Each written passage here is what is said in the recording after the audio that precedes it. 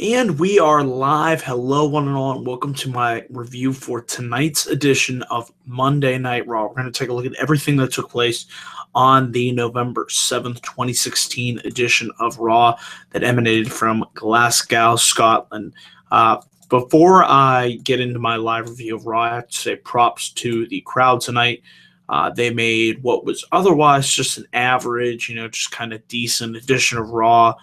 They really added to it. This was a great live crowd. I believe this was the first Raw that ever emanated from Glasgow, Scotland. So props to them. I know they're getting SmackDown Live tomorrow, a show that I really look forward to. But yeah, great crowd, and they were really great during that women's segment. So we'll get into that later on in the show. But guys, tonight's edition of Raw, it was what it was. It wasn't a good show. It wasn't a bad show. It was just an average show. It was okay. I mean, there was some good stuff on it, and then there was just a lot of meh, a lot of talking. And that's, the thing. It's like, it's a 3-hour long show. You guys know that. And to me, like tonight, there was at least, half an hour of talking within the first hour alone. I mean, within that first hour, we only got, somebody mentioned this online, 2 matches within the first hour and a half. I mean, that is just, I'd rather see a shorter show, but if we're going to do 3 hours, you have to really balance it out. I don't like when they do the long, droning 15, 20-minute promos. I mean, when they go on and on and on, it's just like, I'd rather things be short, sweet, and get to the point. But on tonight's edition of Raw, we did find out several announcements were made for Survivor Series, and that's exactly how we kick things off on tonight's show. We had Stephanie McMahon, of course, the annoying bitch, made her way down to the ring, and she announced that it's going to be Kevin Owens, Chris Jericho, Braun Strowman, Roman Reigns. They all made their way down to the ring, and the final member of Team Raw would be Seth Rollins. Really no surprise there. We had a feeling that it would be Seth Rollins, and eventually all 5 men will begin bickering in the ring, and eventually the announcement was made that it would be a fatal 5-way match in the main event tonight. And when I heard this, I was like, really? We're going to do a fatal 5-way match? How does that get your team together on the same page? Isn't the idea of working together as a team to, be unified and united and literally on the same page? How does putting these guys in a fatal 5-way match in any way, get them ready for Survivor Series? So that really, left me scratching my head. I didn't like the idea of that. I mean, while it was a good match and I did like the ending of tonight, to me, it's just like, how does any of this get Raw ready to take on SmackDown? I mean, maybe if you had these guys, take on other guys on the roster as a team, that way, you could see if they could work together as a cohesive unit. But that's something I just, kind of confused me. It's like, okay, Stephanie said they're going to work out their kinks, but I'm just like, whatever. It was, the announcement was what it was. But then, of course, we have our first match of the evening. It was a nice little cruiserweight match. Rich Swann and Sin Cara versus the Brian Kendrick and the debuting Noam Dar. I have to say, Noam Dar got a really great, tremendous reaction from his hometown of Glasgow, Scotland. Great to be in his home country, I have to say. So props to him. Nice to see him make his debut for the cruiserweight division here on Raw. And like I said, the match itself, it was okay. The one interesting thing was the fact that Rich Swann and Sin Cara won this match as a result of Rich Swann rolling up Brian Kendrick and pinning him for the win. And this is now the second time that the Brian Kendrick has been pinned by Rich Swann. So logic would dictate, guys. Let me know in the live chat. Wouldn't it make sense for Rich Swann to take on the Brian Kendrick at Survivor Series? I mean, you have a 4-hour show, so, we'll see. But another idea that I had, and I'll throw it out there, I was trying to do a little fantasy booking in my mind, was, okay, you have Rich Swann and the Brian Kendrick as your possible Cruiserweight Championship match heading into Survivor Series. What do you guys think of having Noam Dar versus TJ Perkins to establish the next number one contender to possibly face the winner of Rich Swann versus Brian Kendrick, at the Roadblock pay-per-view, already looking down the line. That's what I do. You have a 4-hour show. Why not do 2 cruiserweight matches at the show? But let me know, guys, what you think of that scenario in the live chat. But yeah, a solid cruiserweight match, but I still feel like they're really holding back on what the cruiserweights can achieve. And to me, it's just like we have the 205 live show coming, but it's like, okay, they're still going to be on Raw with the cruiserweight division, but, it baffles me the way that this cruiserweight division has just been toned down, hasn't been the same since the Cruiserweight Classic, and I was really hoping that the cruiserweights would be the infusion of this great talent. You have 2 to 3 matches per show, really bring a high-flying, high-paced energy atmosphere to these 3-hour editions of Raw, and I'm like, you know what? This could work. But so far, what are we, a month and a half in? I just feel it's not working, guys. And if you're gonna do this 205 live show, I mean, really, what's the point in having the cruiserweights on Raw? I'd rather just keep them exclusively to the 205 live show. But it's just like, if we just take the cruiserweights off? My scenario would have been from 8 to 9, you have 205 live. Then from 9 to 11:05, you would have Raw air. There's your 3-hour program block on the USA Network, guys. But it's just really, really baffling the way that they've managed the cruiserweights up until this point. But I did like the fact that Noam Dar confronted the Brian Kendrick afterwards, possibly foreshadowing a feud between those two. So we'll have to see where they go with that. There were 2 nice video packages, I have to say, hyping up Goldberg and Brock Lesnar, each giving their own perspective takes on it. Really think that's one of the best things still going in WWE today is their great video production work. So props to those guys, everyone on that video production team, except for one man, that's Bucky Beavertooth, Kevin Dunn. Never cared for that man. So everybody else does a really, really great job. So thumbs up for that, guys. Good video packages tonight. We then had this in-ring segment featuring all the Raw tag teams, which, by the way, they just kind of announced tonight. Unlike on SmackDown Live where they had qualifying matches where guys actually had to qualify, they just announced that it's going to be the New Day, Enzo and Cass, Anderson and Gallows, Sheamus and Cesaro, I'm trying to remember here, and Goldust and R-Truth. And all of the teams made their way to the ring, and they cut this long promo. I mean, it was okay, but it just kind of, like my point went back to earlier, it kind of went on and on and on. They bickered back and forth. The New Day came down. They came dressed up as, Scottish warriors from Braveheart. Never seen the movie. Hate to say it, so don't chastise me, guys, but I've never seen Braveheart, but I kind of knew where they were getting this stuff from. It was kind of funny. But then again, it kind of went on and on and on. And I'm like, okay, what is the point of this? I like New Day. I still feel that they should have dropped the titles to Anderson and Gallows or Enzo and Cass. But that's another story for another day. And this pretty much leads to the club, trying to back down from being on Team Raw. And this eventually led to the New Day versus Anderson and Gallows. All right, match here. The surprising thing was, I'm about to say this, and I was shocked as well. Anderson and Gallows actually beat the New Day, guys.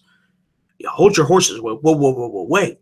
That doesn't happen, right? I mean, if it's Anderson and Gallows versus the New Day, we expect them to lose because of just the piss poor way they've been booked on the show. But for once, Anderson and Gallows got a much needed win over the New Day. Now, it would have been nice if they could have done this at SummerSlam Clash of Champions, but hopefully, down the line, maybe my scenario can come true. Maybe we'll see at Roadblock, just throwing it out there, triple threat match, New Day versus Anderson and Gallows versus Enzo and Big Cass. I don't know. I think it would be a solid triple threat match. And then could that finally, do it. Why not? What do you got to lose? Have Anderson and Gallows.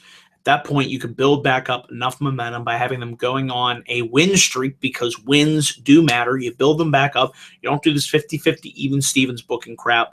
and that's where I'd have them beat New Day for the title. So it was interesting to me seeing as how they pinned New Day, which has been quite a long time. I can't remember the last time they even pinned New Day in a match, because every match they fucking had seemed like New Day beat them time and time and time again. So that was nice to see. We then had the Golden Truth versus the Shining Stars. Shining Stars won. Do you care? No, I don't. But they're going to be on Team Raw. Something about timeshares and Golden Truth. I'm not even going to really elaborate, because really, guys, it ain't worth their time. So the Shining Stars are on Team Raw. So all you need to know is that they are going to be the first team eliminated from Team Raw. So great job there by the creative team. We had more talking. We had, like I said, there was a lot of talk. I mean, you could have renamed this whole show Raw Talk, because I'm just curious. I know somebody out there has it. The amount of in-ring action we got tonight on Raw, the amount of wrestling we got on Raw. Somebody should have been keeping a stopwatch going, because I swear there wasn't a lot of it. But I have to say, I did like this segment. I love the reaction that the crowd from Glasgow, Scotland, they went crazy over Bayley. They loved Bayley. They shouted her. They made Bayley feel like, a big deal, as she should be. The past couple of weeks on Raw, I've just been dismayed at the way they've been booking Bayley. But tonight, Glasgow, you really treated Bayley the way that she deserves to be treated. And great reaction. And I love the way that it was just irritating Charlotte. So possibly, and in the match we saw later in the six-woman tag, which was Sasha Banks, Alicia Fox, and Bayley taking on Nia Jax, Dana Brooke, and Charlotte. Bayley pinned Charlotte, so I could see them possibly doing Bayley versus Charlotte at Roadblock, or maybe Royal Rumble, but I definitely maybe at Roadblock. But I like the tease of potential Bayley versus Charlotte match for the title down the line. But Michael Cole was in the ring. He made the announcement that Alicia Fox, Sasha Banks were the final two women named to Team Raw. But again, 6-woman tag match, how does that really get everybody on the same page?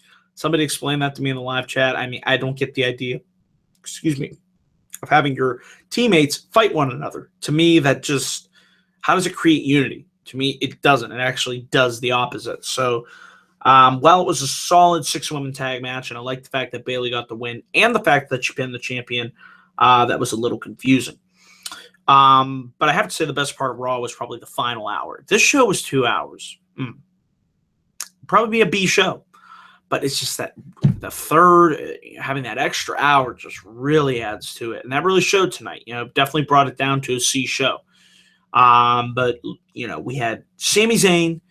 He made the challenge that he wanted to face Dolph Ziggler for the IC title at Survivor Series. And Stephanie McMahon said, well, Rusev also wants an opportunity as well. So tonight on Raw, it was Sami Zayn versus Rusev. Solid match right here. I'd actually like to see if they don't move Sami Zayn to SmackDown, which I do think they should do. I think Sami Zayn versus Rusev would be a good feud for both guys. It'd be something fresh, something different for both guys to do. I like the way that they work together in the ring. What are you going to do with Rusev after losing the United States Championship? Sami Zayn, I'm glad he finally has a direction on this show. But guys, what do you think of live chat? Sami Zayn versus Rusev feud down the line? Just an idea. I definitely see potential there. But this was a solid match. Sami Zayn was able to hit the haluva kick out of nowhere as Rusev went to the second rope for the victory. So it's going to be Sami Zayn versus Dolph Ziggler at Survivor Series, which my potential theory, well, not theory, my idea, what's the word I'm looking for? My opinion, I think that could potentially be match of the night at Survivor Series. So really looking forward to seeing those two guys go in the ring and tear shit up. Can't wait for that. And I wish they would have kept it a surprise, see who would have faced Dolph Ziggler, kept everybody guessing. But I'm not disappointed. I called it being Sami Zayn, and I'm happy that it was Sami Zayn tonight. And guys, we finally move on to the Fatal 5-Way match. It was Seth Rollins versus Braun Strowman versus Chris Jericho versus Roman Reigns versus Kevin Owens. Solid Fatal 5-Way match here. Nothing really too much to complain about. Some good back and forth action. But again, why are we having Team Raw fight one another? It just Really? I just don't see. I'd love to see SmackDown just sweep Raw in Survivor Series at Survivor Series, and we'll see. But yeah, I don't see how Raw goes into Survivor Series even winning a match if they're just not all on the same page. I mean, they're seriously, as Led Zeppelin, shout out to one of the greatest rock and roll bands of all times. There is a communication breakdown. You're going insane. So a little Zeppelin shout out there. But yeah, guys.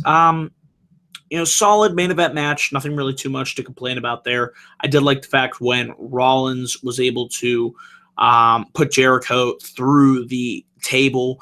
Braun Strowman was also laid out on the table, so that was a nice spot. But the interesting thing, the thing that got everybody talking coming out of this match, was the fact that towards the end of it, Owens whipped Rollins into the ropes. He went for the pop-up powerbomb. Seth attempted to hit the pedigree, and then Roman Reigns Rollins actually pedigreed, should I say, Chris Jericho, and that's where Roman Reigns came in. Superman punched Kevin Owens. Owens landed on top of Chris Jericho, and that led to Owens getting the pinfall over his best friend in the world. So once again, guys, I'm not believing those reports about Roadblock, because I don't know if you heard, but Finn Balor ain't returning at Roadblock. And I think the announcement of Kevin Owens, versus Roman Reigns, I don't think that match is happening.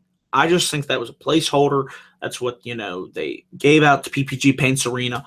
I still think, I'm saying it here right now, we are going to see Kevin Owens versus Chris Jericho for the Universal title. I think the split is coming very, very soon. Based on what we saw tonight, I like how the way the seed of doubt, that little seed was planted, and I wish they would do more of that on Raw, foreshadowing for the future. We need to see more long-term booking on this show. That's something that I like to see, on SmackDown Live, and we can certainly see more of it from this show. But guys, that's really all I have to say about tonight's edition of Raw. If I had to give tonight's edition a grade, I'm going with a C+. So guys, that is it for my live Raw review tonight. Once this video is posted, let me know down in the comments section below, what did you guys think of tonight's edition of Monday Night Raw? And real quick, just before I leave here, my poll on Twitter, 67% of you gave Raw a thumbs up and 33% gave it a thumbs down. So, yeah, guys, thanks again for participating and watching this live review. Remember, I won't be back up tomorrow. It's going to be a little tricky. I don't think I will be doing a live review for SmackDown Live. Got a lot to watch. SmackDown, Penguin Game, Election. It is going to be a huge blockbuster Tuesday night. Cannot wait to catch all that action. So that is it, guys, for my live Raw review. Thank you for tuning in. Remember to please click my like and subscribe button for more video content coming soon to this channel. Be on the lookout for my next video, whenever that may be. So until then, guys, thanks for watching and take care and have a good night.